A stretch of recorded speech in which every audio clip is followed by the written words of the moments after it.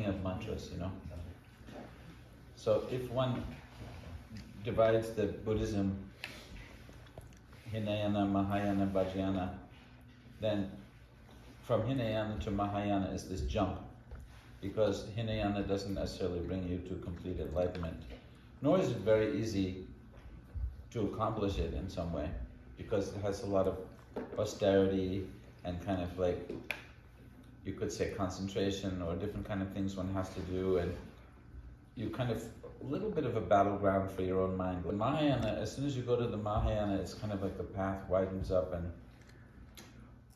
the reason you could attain complete enlightenment is because of the bodhicitta.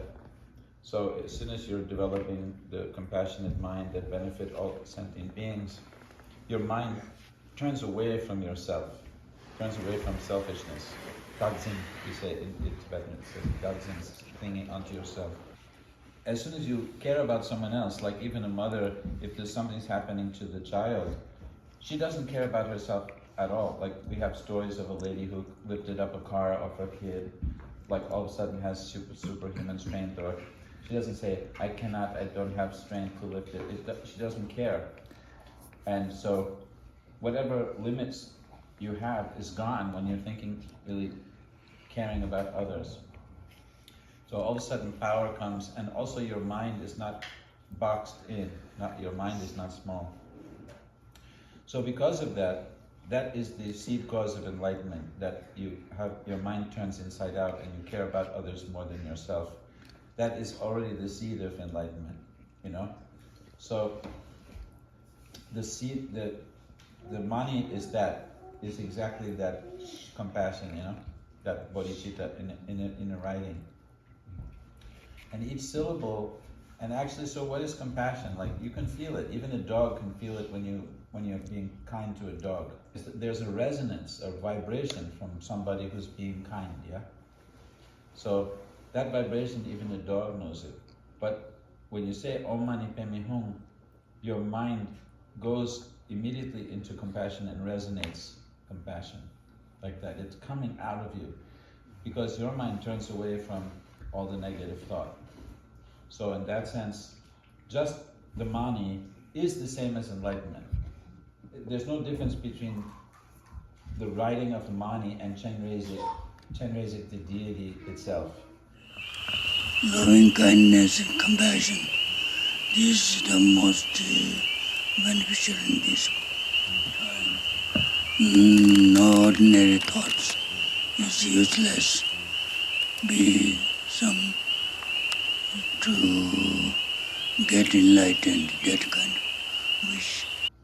Yeah, so we should see the mani stone as Chenrezig. Like once we make it and we say the mani and then we carve it, and we're doing it because we want the world to have peace, yeah?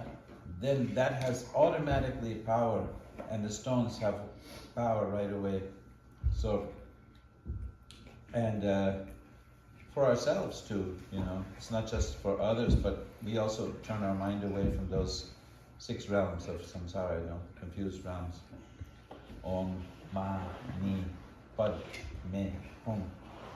God realm, jealous God realm, human realm, animal realm, hungry ghost realm, and hell realm. All those, just by having the wish to benefit others, those realms, those negative realms are closed down immediately. Why? Because we're not projecting them. Yeah, those realms are projected by us actually. So if you vow, I'm not going to project that anymore, who's in control? You are, yeah? So you're in control of your own mind. You cannot control others, and you cannot control how you might feel about them a certain way, but you can control your own mind. So that's why they call it empowerment.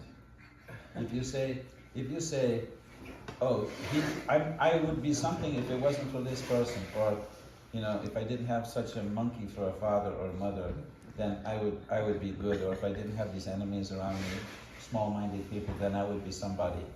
Yeah? That's disempowering. Because that means all what's happened to you is in their hands.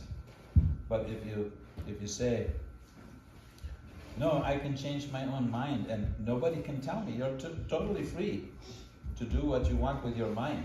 Yeah? Nobody can stop you.